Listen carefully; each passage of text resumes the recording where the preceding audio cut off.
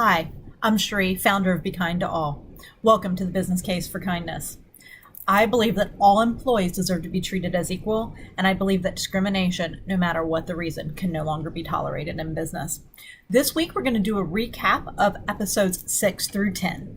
So let's just go ahead and jump right in. Episode 6 was around sexual harassment.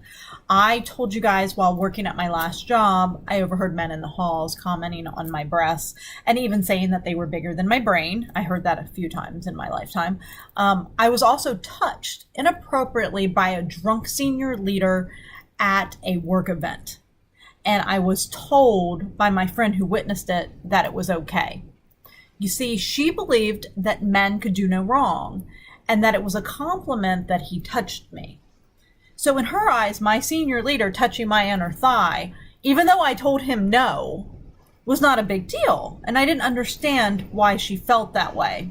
I was touched without my permission. But how could I report that behavior without a witness? Who would believe me over a senior white male leader? So this is where we are today, right? We are in two schools of thought. One, men are allowed to do this. So these approved sexual harassments, right? You have this because we still have the mentality that men are better than women. You have the strict father morality, the patriarchy, you still have misogyny. We have this world that people think men are allowed to do this. But then you have this other side that said women want respect and for all of these bad behaviors to stop. Now, shame, fear, and cultural norms have what allowed this sexual harassment to continue and to go underreported. So in an article from Vox, there's a study that shows up to 75% of harassment victims experience retaliation when they spoke up to HR. So HR is not supporting these victims. They are allowing this behavior to continue instead of putting procedures in place to actually handle the issues. So since 2010, employers have paid out almost $700 million to employees for sexual harassment claims through the EEOC pre-litigation process alone. So that's just in that one process. Imagine how much more money is being spent out there in arbitration that the EEOC doesn't even know about. So to be clear, the Me Too movement is not going to go away.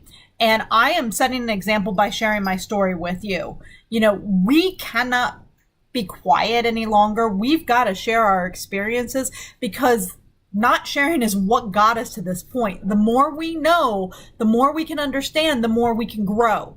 We must stand up, we must be fearless, and we've got to speak out about this because our world is changing. So in episode 7, we started to talk about women leaders. And this is really important because I talk about when a woman in a leadership role acts at all like a man. She is then perceived as a nasty woman, right? Women expect to be compromising, should be meek, make things better, do the type of duties that women should usually do. But during a women's empowerment event held in 2012-2013 that I attended, I had the pleasure to meet Gail Evans. Now, in Gail Evans' book, Play Like a Man and Win Like a Woman, she lists out 6 things that men can do at work that women can't. According to Gail, men can cry, women can't. Men can have sex, and women can't. Men can fidget, and women can't. Men can yell, women cannot. Men can have bad manners, but women can't.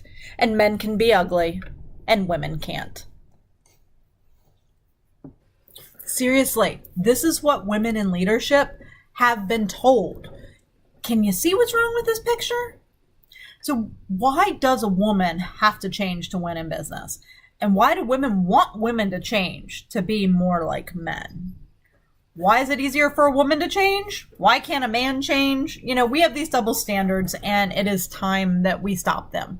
So we need to stop trying to make women act like men in the business world. Because in episode 8, we start talking about leaders and that there is a clear difference between being a leader and being a manager. So businesses have not been teaching their managers actually how to become leaders. Instead, companies are allowing bad behaviors and praising bad behaviors. So think about Wells Fargo, right? The amount of incentives those people received with the bad behaviors that they did, they still received those incentives, right? We praised that bad behavior. Now, the HR departments do not do enough to stop these bad behaviors, and of course not hostile work environments, because in a lot of cases, HR just lends their blind eye, especially if the person is in upper management and of course male. Now, this type of behavior that will hurt any project and company is the problem here, right? Isn't it time that we stop allowing these adult bullies to be promoted and companies look for real leaders? So throughout all of my research, I have found that there are 20 top characteristics of the best leaders. And I have taken these characteristics and placed them into my KRT model, which stands for kindness, respect, and trust.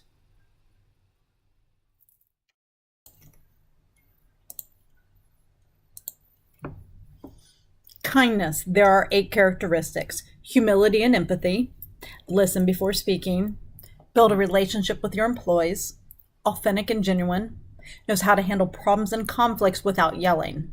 They welcome diversity, difference of options, and lives outside of work. Curiosity and optimism, what if?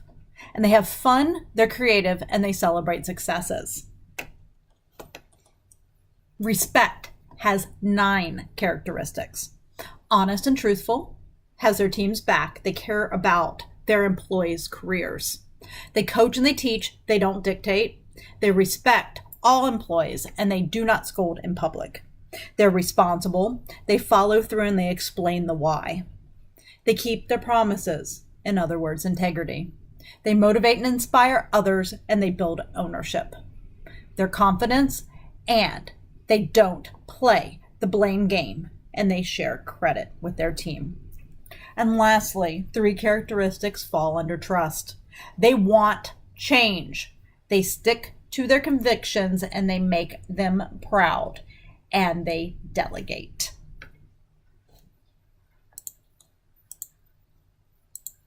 So I mentioned adult bullies in the last section, and this section, episode 9, is about that. So employees really don't want to work for adult bullies. They don't want to work in hostile work environments. They don't want to feel like they're in high school with all the cliques, and they don't want bosses who refuse to teach and help.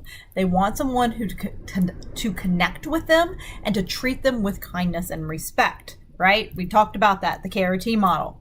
So this type of bullying can affect everyone. It doesn't just affect the employee, it also affects the witnesses, right? So think about this. Bullying is linked to health impacts, such as mental health issues, substance abuse, and even suicide. So we focus on bullying a lot about children, but we don't look at it as much with adults. And this is the problem, and we need to learn more about this because adult bully managers promote people who are not qualified to their job because of favoritism, right? They want to keep the people around them that will help keep them in their power. In other words, they need these followers and people who will praise them for their behavior. Now, human resources does allow this adult bully behavior, which leads to a lot of hostile work environments that I have been in and the thousands of stories that I have heard about the work environment. So it is time to expose this for what it is, right? We need to start reporting these things to HR every time, every day, right? These adult bullies have been allowed to coerce. They've allowed to gaslight, which we're going to learn about in the next episode. They've been allowed to get away with this because of their power, and we need to report them to take away that power, right? If you're in a position of leadership, you need to call out this individual when they're acting like this in meetings. I did. I wouldn't let people treat people the way that they wanted to because that adult bullies are not allowed. No, that is not how you allow any team to be done. So I want to be clear. Most companies out there have a code of business conduct that states this type of behavior is wrong. So really reporting it to HR is the way we have to do this. Report it to HR every time, every day, if that's the case. So gaslighting, episode 10 was about gaslighting. And this is where the adult bullies have really learned some of the skills that have kept them in power and to manipulate other people into believing what they say is the truth, okay? Gaslighting's been used for years. I've been starting to see a lot more articles about it. Now, this tactic is very scary because anyone's susceptible to it, right? People don't even realize when this is happening to them because they have trusted someone. And human resources is not trained on how to handle this situation. So let's learn about gaslighting because it's time that we open our eyes to the lies. The definition of gaslighting. It's a form of mental abuse in which information is twisted or spun, selectively omitted to favor the abuser, or false information is presented with the intent of making victims doubt their own memory, perception, and sanity. This quote sums it up perfectly. This tool of abuse is often used by our society at large to plant seeds of doubt in the minds of people who pose a threat to its supremacy. So thank you guys for the recap this week, and I hope you guys have a wonderful week. Next week we will continue and we will have a brand new episode. Please remember, without kindness and respect, there's little trust, and without trust, the team will crumble. Thank you.